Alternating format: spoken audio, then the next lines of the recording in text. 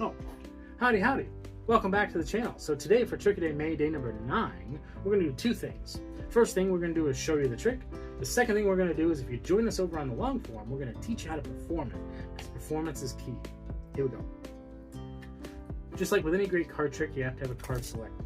Now for this one, you want it to be random, so I can't see what it is. Make sure that they remember, because you can't really help them if they forget. I mean, you can, but should you? You can help them. It's fine. You can help them with their card. Now that we've lost the card into the deck, we now need to get to know the spectator, because we're going to read their mind. Since you're not here, we're actually going to have to use the cameraman. How you doing? That's me. So, see if he has a tell, right? Now I want you to think of a color. The three choices are going to be red, blue, or green. Now just lock in a color. Red, blue, green. Red, blue, green. Now just go ahead and say green, green, green. Yeah, there it is. He's thinking of green. So that's his tell, right? Okay, now what we got to do is we got to deal out the cards. And we're going to wait for that tell, right? Keep an eye on him.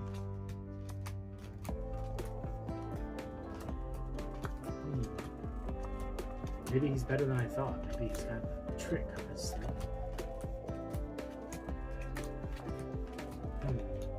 Did we go past it?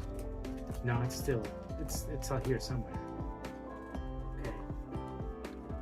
He's blinking, so this must be his card right here. He's still blinking. The next card I turn over is going to be your card.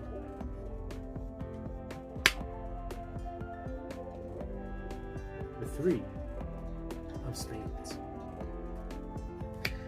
Thank you, everybody, and remember, stay positive, stay active, and stay awesome. So if you're still here to learn the performance, thank you. You're a true supporter of the channel. Thank you. So this is called the key card, and it's a beautiful little trick here. So we're going to do the Cliff Notes version, which basically means we're going to go through the trick and we're going to give you little pointers along the way. So now, my personal preference when we open up the trick is I like to shuffle the deck. Now obviously for the purpose of the video, I'm performing the whole time, which you're always performing. Now, something I want to say now so that I don't have to repeat it over and over again is your character and your persona plays a role big time in how you perform. Do not try to go outside the lines. You know, you want to stay pretty much within that niche of your character, because it could look strange. Now, my niche, my character is the Mad Hatter. So for me, I'm a little cuckoo. You know what I'm saying? So I can do the voices, I can be serious, but then I can be going, oh hey, how you going? You know, I can jump around a little bit, and that's an idea for you to pursue if your character is like that. You know, he changes his persona throughout the encounter, which is fine. But just remember, for your performance, your character is so important to what it is that you're doing. So now, we're going to start off with a basic overhand shuffle, because you don't want to give away the goose. You know, you don't want them to already think that you're doing something. You can even hand them the deck to shuffle. That's the great part. Now, if you have a table and you can spread out the cards, it's a perfect opportunity for them to see that the cards are all mixed up. That they can clearly see everything. Nothing's prearranged, right? The only thing you need to do is memorize this card, which is the bottom. Okay. Now, if you don't want to give away this card, you could potentially leave the top kind of a little bit, you know, like leave a brick at the top here, and then when you roll everything over, just do a quick little shuffle and then control the top card to the bottom. They never saw the top card. Maybe you're worried, but most of the time they won't even remember what the bottom card was. I can't remember most of the time. So we've got the 2 of hearts. That's what we're going with here. That's after it's been shuffled by you or by the spectator. Now you're gonna have a card selected. Now there's 2 ways you can do this. There's plenty of different ways to arrange the cards so that they can take one.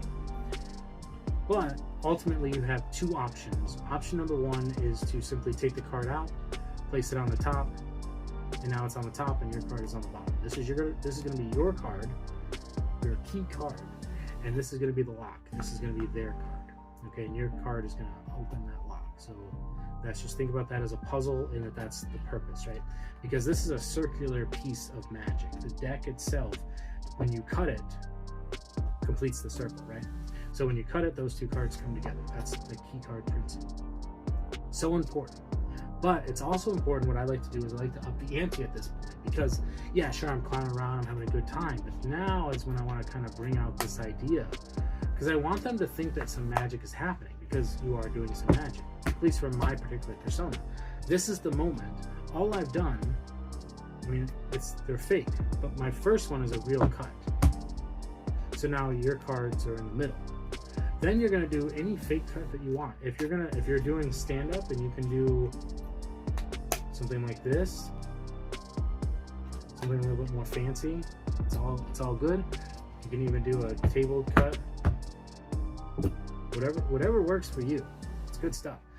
Now, to take a step back there, because I forgot to tell you the second thing you can do, just mentioning it, you can use whatever control you want to get their card to the top or to the bottom. I mean, as long as it's in the right orientation to your key card, doesn't matter, top or bottom. Basically what that would mean is that, just to use this as an example real quick, if you take this card and you get it to the bottom sneakily so nobody sees it, that's fine. Or if you control it to the top, that's fine as well. Those two positions work as long as it doesn't interfere with the order of the rest of the cards. Now, our cards are already in the center, the two hearts, and then whatever your card was. But my card's the two hearts. That's all I need to remember. That's it. So while they're looking at their card, they can even sign it, whatever they want to do. You know, well, signing is probably not a good idea for this particular trick, but that you get the idea. If you wanted to take it in a different direction, you could do that. So now comes the part after you've done the fake shuffle, because now you've mixed up the cards again. Now you could even, if you really wanted to get a little bit, daring, you could take a look, because for the most part, well, after you've done the triple cut, if you can kind of remember where your cards are going to be, they're in the center. So you can kind of do like a small brick from the top and then throw most of the pack and then bring that and just kind of mess around with that, because you're still just cutting the deck. As long as you don't separate those two cards, you can do this all day long. Now, if at any point you see the two of hearts, then you know that you're getting a little bit out there. So that's a little bit more daring, but that's okay. If you want to add some fluff in there and you want to talk some, I opt to not do that. I just go with the, it's perfectly fine. You're just showing them that you can do some cuts at this point, because now you want to up the ante for them. You want to make them think that you're controlling it in a way that you're not, because now you're going to go into dealing out the cards. Now here's the big thing with the presentation. If you're going with the 3 different options that I would recommend here in this video, depending on your persona, is reading their mind. You can go in all in. You don't have to joke around and say, oh, not really. No, you can be like, I'm going to read your mind. And then you can blank face, read their mind, type of effect. Or do what I did, bring it back a step and just say, not really, I can't read your mind. But what I can do is I can read your body movements, your psychological reaction, known as a tell, right? You've heard of a tell in poker or anything like that, depending on the person. Or the third thing that you can do, I'd recommend for this type of setup, is you can read the energy of the card, right? Because they've had the card in their hand and they have synchronized with that card, or in magic terms, they've attuned to the card. But either way, you're going to go through the cards. At this point, just keep talking. Really, you want to really fill up this with some jargon. You want it to be meaningful, in the sense of make it funny. Hold on a second. What color are your eyes again? Just do different things depending on your persona. Now, this was my card, 2 of hearts. Here's the important thing. Their card is the King of Spades, but you don't want to just say, oh, there's 2 hearts, here's your card, because it can be a little suspicious. You can play off the trick this way. It works great, especially if you're reading energy, because reading energy doesn't require them to actually see the card first. So for instance, you got to this card, you know what I'm feeling? This is the card I'm feeling. I feel like this is going to be your card. Is this your, or you could even say, for the first time, can you tell us what your card is? The King of Spades, you say. Interesting.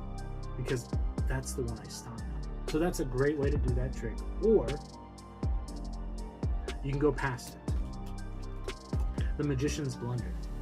They see this card. They're clearly, he messed up. Oh. And then you get about, I would say probably somewhere between 3 and 7. Don't go too far, because then you'll lose it. So I see how I left it sticking out here for the purpose of this. You might not want to give it that much indication that it's, I mean, if you did it pretty lackadaisical and it does look appealing the way that it's sitting out there, that's fine. But in this particular case, you don't want to say this is your card. You want to say, you know, I'm going to go ahead and stop here, because I'm getting a feeling, or, you know, like I've read the energies, or, you know what, your tell is, yeah, you're blinking or something, you know, whatever you established their tell was that you made up, or, oh, you're really good at this, maybe I'm gonna have to go off and, you know, maybe I should quit my day job or whatever, or maybe I should quit my night job and go back to my day job, or whatever jokes you want to make. It's fine. You want to draw the attention away from the fact that, you know, this is the card, right? This is the card you're gonna go with. Okay, I better go ahead and get along with it. Here we go. We're just gonna reach down and we're gonna grab this card, if I can get my fingers on it, out it goes, flip it over. This one's going to be dropped down. You flipped over their card. Whoa! And that's all based on the fact that you've done the key card, and you knew you had a stooge, if you will. So that type of magic, a stooge, is basically when you have somebody in the audience who is your assistant, who's helping you with the trick. In this case, you have a stooge, which is another playing card, which is basically it's your key card.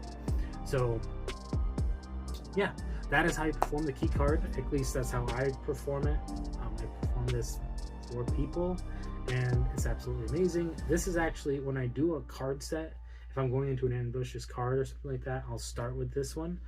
And so I want to give you something that you can take away from this.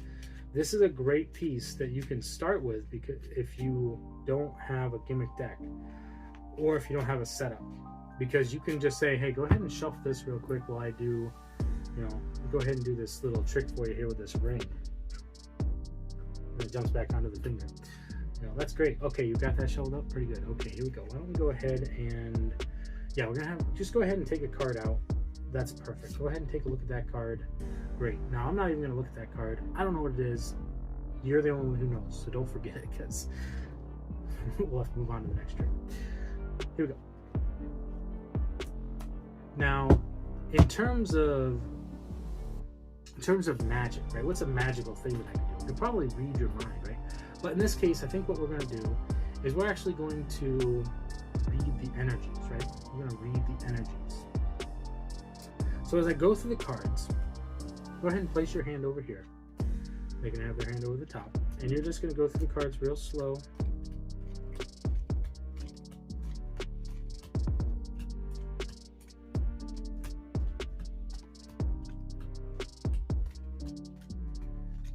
You know what? I think we may have gone by it. I think it definitely wasn't this far down in the deck, right? Wait a minute. Did you feel that? You must have felt that. For the first time, what was your card? Whatever it was. Is it this card? Really, it is? Oh man, wow. Looks like I'm in the right profession. Here we go. So, key card. Beautiful. That's a great opener. Now, let's take it a step further, right? Because you've now established yourself in a really magical way. So here's what I recommend. Why don't we go ahead and try something else here with the 10. Okay, we're going to take the 10. Let's see. Go ahead and give the cards a nice little cut for me on the table, just like we did last time. Now I want you to imagine, now all the cards that are in the deck, I want you to imagine your card, which was the 10 of hearts, right? And I want you to think about that card, and I want you to kind of take it out of the deck real quick in your mind. And I want you to turn it over, and I want you to put it back into the deck. Have you done that? Perfect. Now, still making sure that we are attuned with the deck, that we're reading the energies properly. Now, it's your card, not mine. So if I were to do it, most likely nothing would happen. So I'm going to have you go ahead and take the cards and just spread them out. What is this? The 10 of hearts is face up. That's kind of impressive. You know what I'm saying? Just that's real magic at work right there. You know what? But I think we can take this a little bit further too. Yeah, I really do. So why don't we go ahead and take a look at a different card, the 7 of hearts. Go ahead and hold on to that for me, using the deck box as the pedestal. Now, what would really work out is if we were to, if I were to take your card, for instance, the 8 of hearts, right? So if I were to take the 8 of hearts and I were to make it disappear, right? It would look something like this. Oh, hold on a second. Hold on a second. It's gone. The 8 of hearts is gone. Now you see here, wait a second. That's the 7. The 8, the 7, the 8. But what's this card? Well, of course, that's the 10 that you've been holding on to the whole time. I don't like that. I don't like that. So I went with the 8 here. What I would have preferred to do is something different. So if I had done something like this, shown the card, popped it off, made it disappear, that's great. They have this card here. The card has vanished.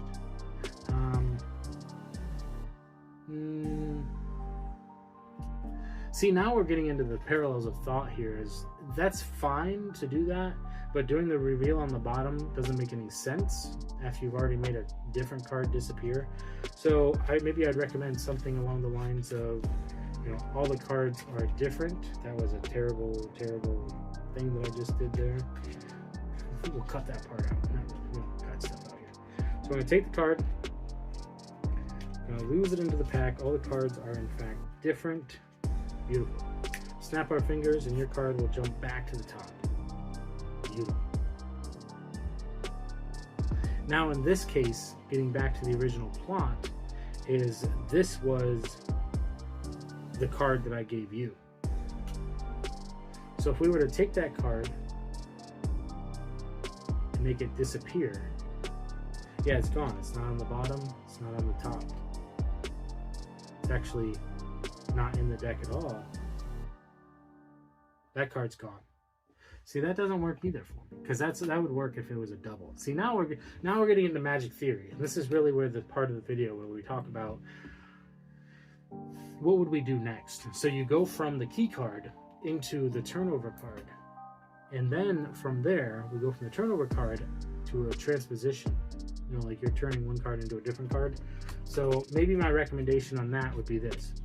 After you've done the turnover, which is to have the card here, you're going to take that out. Wow. Now let's see if you're still attuned to that card. I'm going to go ahead and mix up the pack a little bit here.